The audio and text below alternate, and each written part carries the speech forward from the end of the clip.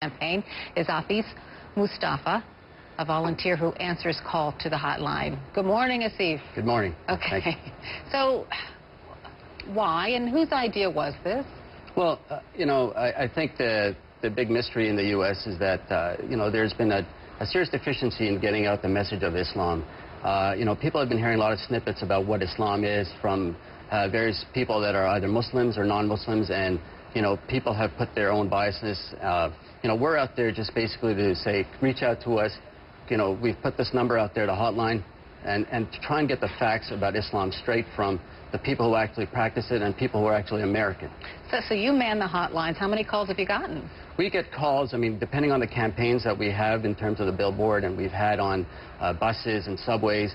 We've had, we can get many calls a night to a few calls a night. So it all depends, and also what is the hot topic of the day, whether it's a Ground Zero mosque or whether it's the month of Ramadan, which we are going through right now. So those are the most popular questions people are asking?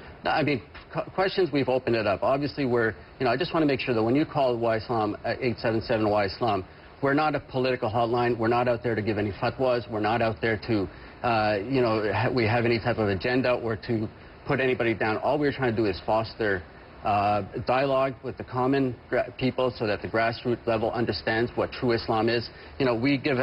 We have our brochures that we give out to people in many languages that we have. We offer a free Quran for people to say, get the facts straight. People don't realize that Islam is the same religion that Abraham brought down, that Moses brought down, and that Jesus brought down. And in the Quran here itself is a whole chapter devoted to Mary.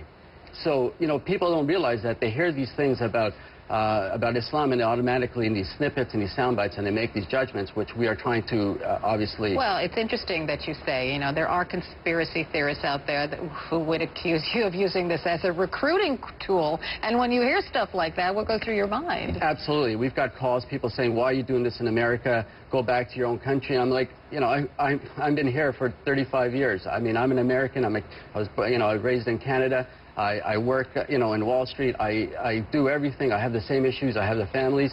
And we're just here trying to practice our faith. And in America, you can have that opportunity. So why should we're not out there, like I said, to promote an agenda. We're just trying to inform people. So when you hear from, let's say, people who are running for president at this time saying, I won't appoint a Muslim to my cabinet, or I fear Sharia law and I'm going to sign a pledge so that never goes into effect in the United States, how does that make you feel? Our objective is not to get into this political But domain. Doesn't that add? Absolutely. That's what we're trying to demystify. We try to break down the essence. Look, Islam is got 1.5 billion people over the world.